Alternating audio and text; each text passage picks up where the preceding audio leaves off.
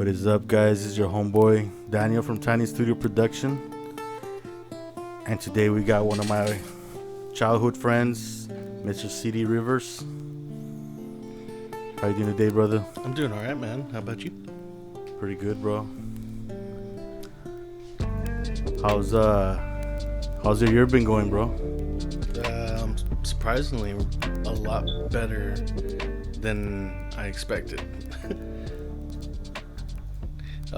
In particular, right about the time once the whole quarantine throughout the states started to take place, ironically, business picked up for us over in California. That's awesome, bro. I know you moved over there. How long have you been living over there? Since 2004. Nice. Yeah, right after high school. I think once we graduated, like 1 week after that, I moved over there. I remember that, bro. Like, how was your experience moving over there till now? Man, the first 5 years definitely was just pain and anguish. Like, not having any money, just being there on scholarship for college, and that was just for tuition, didn't really include anything for like living expenses. And of all places to be broke, it's like, why? Why Los Angeles? It's real expensive over there, right? Yeah, $4 for a tank or for a gallon of gas right now. Jesus. Yeah, so I've been enjoying driving around town here. So do you like the food more over there or over here? I guess it just depends. Like, funny enough, you ask for a burrito over there and they'll give you this stupid dried up taquito thing, or what they might call a chimichanga around here. And you have a lot of different diversity in the sense of Latin cuisine. So you have El Salvadorian food, Honduran, all types of stuff. I had those tamales wrapped in the palm leaf or the banana leaf, and my friends from Honduras, like, they put the whole chicken wing in there. It's like, what the fuck? You're eating a tamale and then there's a freaking chicken wing in there. Is that where you get all your like recipes? Did you learn a lot of the cooking from over there? Not from them specifically. I prefer Asian cuisine, honestly. Yeah, I just like the lighter flavors. Like, growing up, Latin, Mexican, everybody, we all put tons of salsa, spiciness, and lime on everything. And once you learn the principles of food, there's acids, which, like, you use a vinaigrette or a lime juice. You learn to blend that stuff a lot better and more delicately. That's crazy, bro. Like, me being a Latin too, like, I'm not real into the whole hot sauce, and I get teased a lot from my mom and my cousins and shit, Yeah. Wait till they're older and they all have ulcers and fucking shitting in bags, and it's like, yeah, where's your fucking chile now? This shit's real, dude. Alright, bro, from everything that I've like seen from you, bro, you're real good at production, videography, photography. You're a guru of many traits. Specifically, what do you like more from all the skills that you have that you enjoy doing? Always music, man. You know me. Like, I fucking tuned out in high school. I wasn't doing anything but music. And I'm it's funny enough, growing up, like, you're really one of the only friends I keep in contact with. Just, you've always been a good person, and I really admire what you're doing with your community around here now. Likewise, brother, man. It's really, really impressive. Like, all the people that you've introduced me to, like, I never thought that would exist here in the valley. And it's not that it couldn't exist, it's just the nature of what's out here. A lot of people would rather be the king of a small little dirt mountain rather than as a community come together and make something bigger. And I get that, bro. I've heard a lot from other artists that have moved that are like, they want to make something down here and they get discouraged because there's a lot of egos, and Sure. But that's one thing, I guess. As you know me, we grew up in the music, and I never saw it as something to market. It was just a passion, and learning production. Everything came together. I started meeting everybody. Yeah. And you're one of the few people that, like, I I really admire and I look up to, bro. Like, and you're one of the few that are like, whenever I make a song, I'm just like, shit. Like, I gotta make sure like I review the fuck out of it before I send it to you, because I'm like, I know you're gonna rate me a new asshole. Well, it just depends, man. Like, I mean, when you're talking to people, like, you ask me as a friend, I'll tell you, but as a professional, there's a way different standard, you know? Yeah. And it's not about being mean or anything. It's just, you know, how much are people charging for their services out here, and what is the quality of that work? Before like production with computers, did you ever get into like the 8 tracks back then? Funny enough, you know, growing up on the ranch, and you've seen the place, it looks like it could have been the set of Apocalypse Now. I recorded on cassette tapes a lot and learned to multi-track onto that, but I didn't know what I was doing. And only within the past probably about 8 years, I would say, have I actually learned, you know, production and how to actually record. But I remember starting with the Cakewalk. Do you remember that one? Yeah. That was one of the first ones, but I didn't know what the hell I was doing. I mean, honestly, I'd probably say even the stupid audio recorder on Windows. Oh, I remember that. But that's, you know, one single track, and then you could learn to overdub those tracks as well. But so I'm pretty sure throughout the years you've like gone through different dolls, collectively, and still use a lot of them. What are your favorite ones? Different. Like, okay, so I talk about the nuances of everything. Like, Pro Tools is an industry standard. We'll see much longer that lasts. But for mixing and recording, you know, it's pretty much an industry standard. There's no way around it. Oddly enough, too, it does have a sound, and it changes as you change your metering, and a lot of people don't know that. For performance and improvisation, I really like Ableton. And for me, just overall, all round, and I feel very confident in, is Reaper. But I do use Reason and Cubase, and I did some work for NBA Youngboy where I had to use Cubase, and for some fucking reason his recording engineer likes to record him in Cubase. Yeah, everybody has a preference. I remember mine's obviously it's Ableton. Took me about a month and a half to learn just the basics, and then just took it from there. But it's fun, bro. Just everyone already has their own. They're gonna come into the studio. They already have their own, you know, like integrated template of like, oh, I'm gonna do this, I'm gonna do that, and it's just very fun, you know.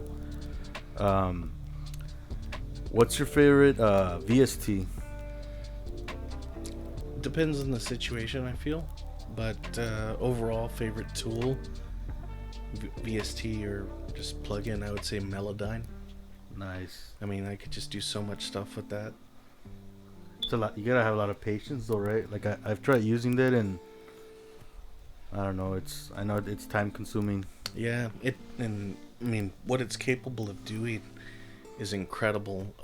We recently had a gig come through the studio where my mentor, his name's Bob Horn, he was in charge of a project where this artist, he's passed away recently, and we're tasked with taking his demos and getting them to the radio now. And this guy just was humming, singing, and it was just in very rough sketches. And with Melodyne, he was able to turn that into a performance that is now going to be broadcast all over the freaking states and some pop record. Damn, that's awesome. And like, unfortunately, the artist is dead, and he's never going to see that sketch make its way to the public. It's amazing what that tool can do. But it's amazing what y'all did to it, and through what y'all did, he'll be alive, you know, through the music. Yeah, and hopefully his message will, you know, resonate with some people. Yeah, bro. Who inspires you, bro, as a music producer? Oh man, I wish I could pronounce his name, but first and foremost, he's a producer for this Japanese band called Capsule. Mm-hmm. and the whole electronic movement and what this guy's style was literally a decade ahead of everybody else. And I was just really lucky and fortunate that YouTube showed me their music a long time ago, and I've been a fan ever since. And unfortunately, I can't remember his name, but the band is called Capsule, and they're from Japan, and the guy's an amazing producer. Now, I've met several producers where I work at, and most contemporary that I know is really good, and his work is awesome. His name's Circuit, and he studied under Dr. Luke, I think it was, or Max Martin, one of the two. And the reason I can't remember it off the top of my head is because he basically is good friends with both of them now. Nice, man. But yeah, he works with the artist called Ava Max. He also did a little bit of work for The Weeknd, I believe. Wow. Yeah. I love The Weeknd. I love that song they did with Daft Punk. Oh yeah. Funny enough, that Daft Punk, I remember I wanted to tell you this story. I got to meet one of my favorite guitar players. He's a session player. His name is Paul Jackson Jr. And he was Michael Jackson's guitar player for most of the studio stuff. And you know that song PYT? Yeah. So the very percussive, funky guitar that you hear at the beginning, that's his style. And so that's Paul Jackson Jr. So when Daft Punk came along and they released that album, Random Access Memories, I was listening to it. I'm a huge fan of Nile Rodgers, and his guitar style is very distinct too. He was a producer on that album with Daft Punk, and there were certain parts that were just way too clean and too intricate that it couldn't be Nile Rodgers. And I was like, that's got to be Paul Jackson Jr. And so just last year, I was working with Paul Jackson Jr., and I asked him, and he was letting me know that, yeah, he was on that record. They called him in because some of those parts were really tricky. That's awesome, bro. Random Access Memory, that's one of my favorite albums. So I got the tattoo. Yeah, I saw that. Yeah. So I know you've worked with producers, vocalists, musicians. Who has been your favorite person in the studio that you've worked with? I find that kind of a challenge to really have a conversation about, because each artist, and I'm talking about genuine artists, there's people that do music, they're singers and such, and then eventually you work with enough people that you identify who an artist really is. And I speak from experience. I'm not going to say that I know everything, but I do work for a major label, and I meet a lot of the talent that you think is working independently, or they're doing their own thing, but they have a major label behind them. So where I was going with this is, like, for me, in my own personal Rolodex of artists, I really enjoy working with my friends Jean-Luc and a recent one, Terabyte. I'm very fortunate that we get along great, and on a creative level, they try stuff. And they're producers? They are I'm sorry. Were we talking about producers or artists? No, just in general. Like, who have you worked with that you've enjoyed?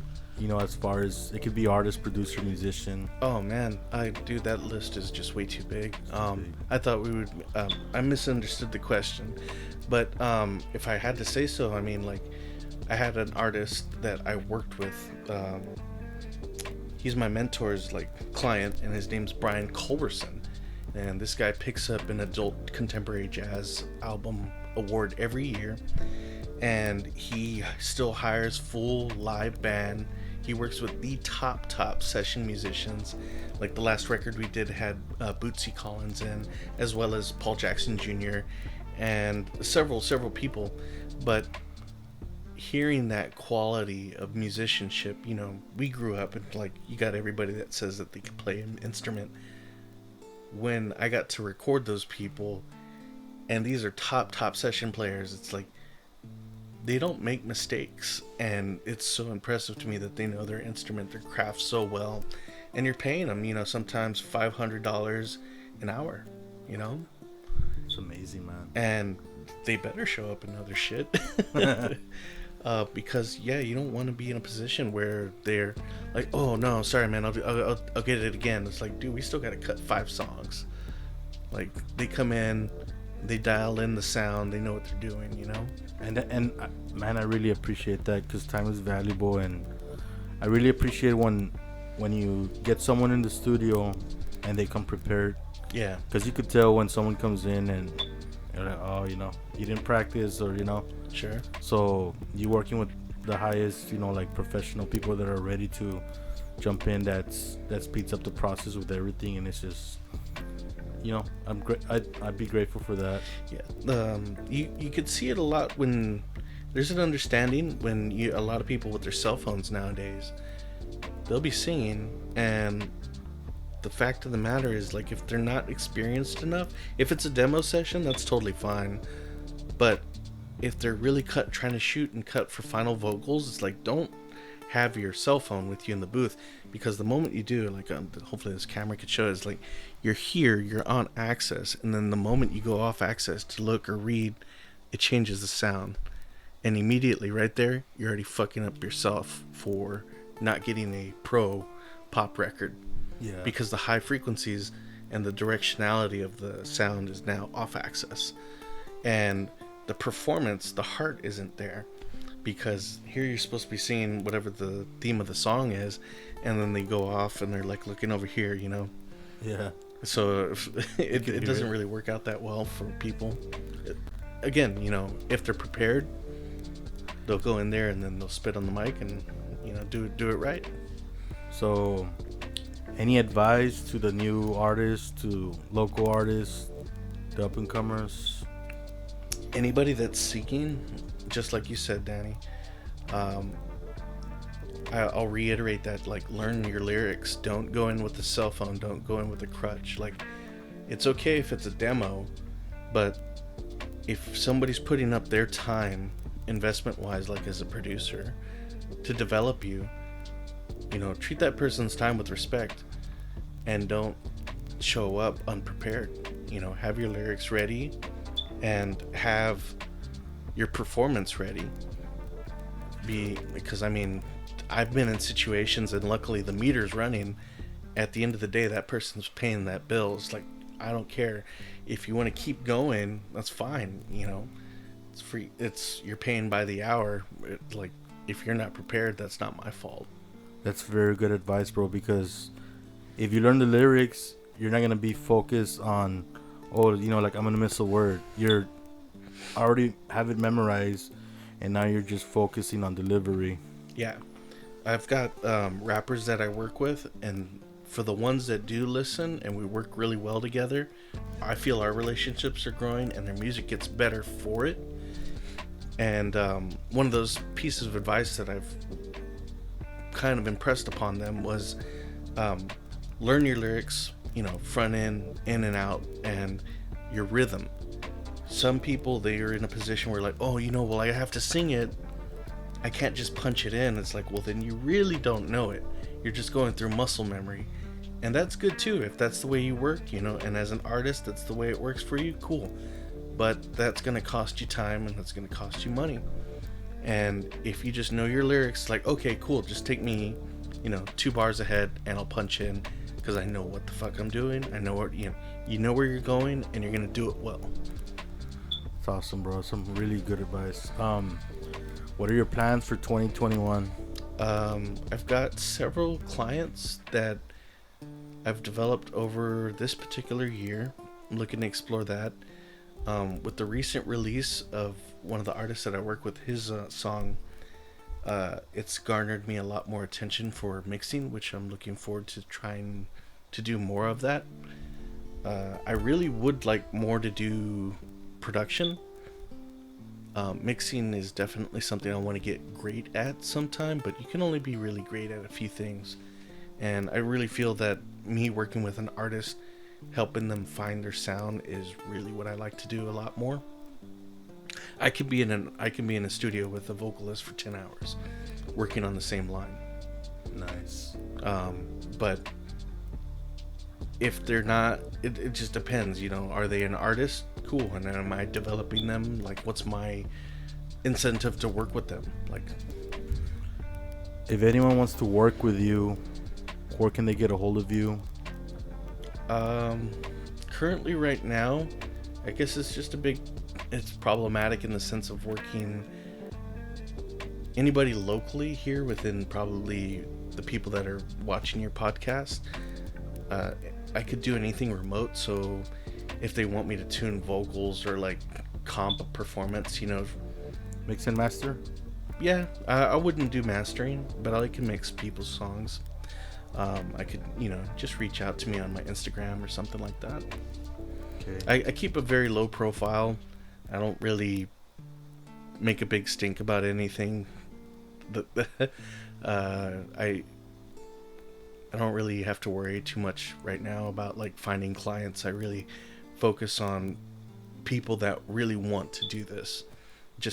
And me so long, Danny. Like, you remember, like inside high school, and like I just be working on music. You've always been very passionate, brother. Yeah. I don't know anyone that is as passionate as you, and you leaving at a young age, risking it all. Yeah, dude. At 17, the hard experience, brother. Like, I got kicked out of every club, like, because after performing, they're like, you could perform, but you can't stay in the club. So like right after performing, I'm like 17 years old, I'm like done playing guitar in the band that I was with or whatever I'm playing, and just get escorted right out the club.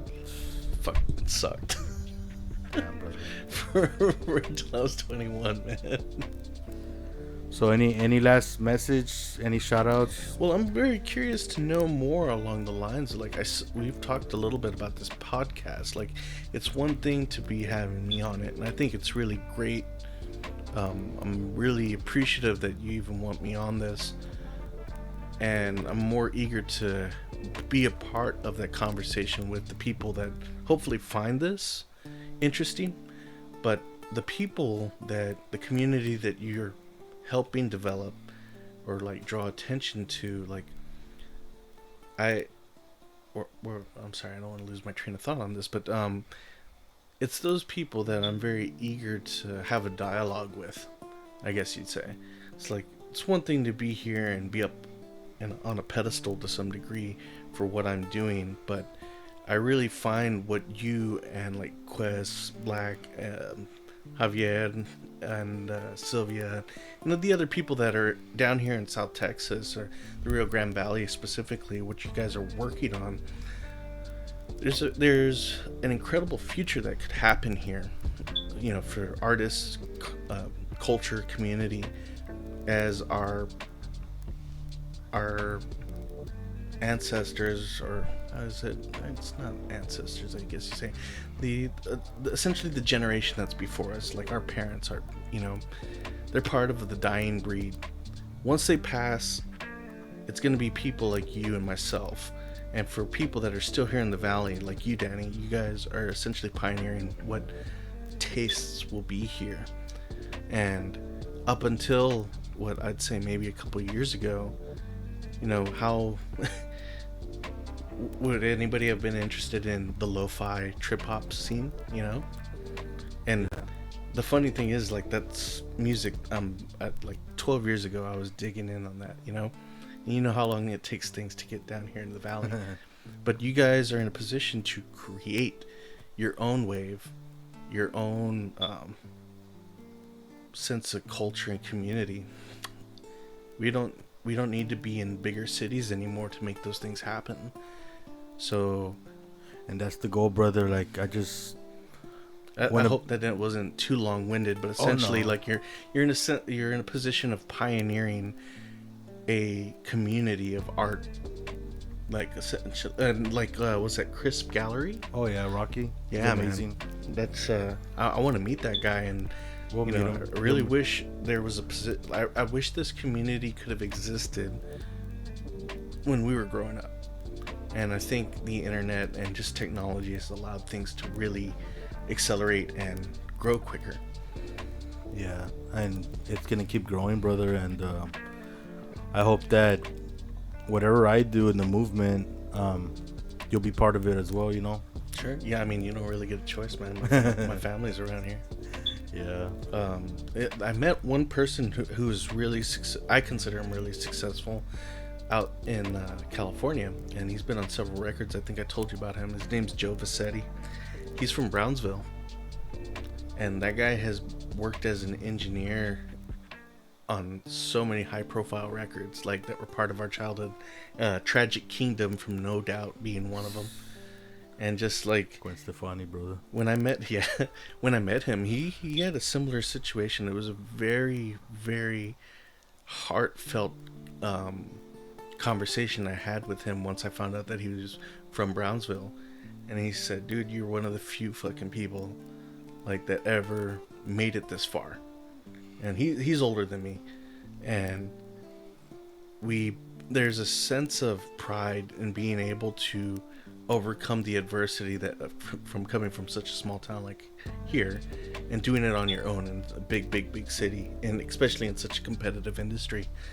But I told him about what you guys are up to, and he thinks it's one of the most beautiful things. It's like this needs to be here. That there needs to be a support system in a community for people that want to do art, so we can make our own thing out here and not just be copying what gets sent down the pipeline, you know. But that's the beauty, that we're all mixed cultures, and we're our own creativity. Mm-hmm. So a lot of new genres are going to be coming out of all of this. So at least for yourself, and now like I'm gonna turn this back on you, is like, what do you want? What do you want out of this? Because this is relatively new for you too. As far as the podcast, yeah. On the podcast, I guess I just want to make sure that everybody has a profile, you know, through video content. Like this video that we're gonna finish here, I'm gonna send it to you as well, because I want you to have that, you know. And I just want to put everybody out there. I want to make sure that everybody that I work with know that I really that they're very important to me, and I really appreciate everything, their time, and time is very valuable, man. And I'm just very grateful that I get to work with a lot of people, and this is my payback, you know, and letting everybody know, hey, you matter. People need to know what you do, and hopefully from here they can, you know, something else can come out of it. Yeah, and that is definitely a truth. As insignificant as things may seem, you know, people do matter, and I think we could both agree, as well as several other people, with the recent passing of Sue Peterson. You know, what an angel, what a great person to have been an inspiration, and you know how encouraging she was. You know, we need more people like that in this community. Yeah.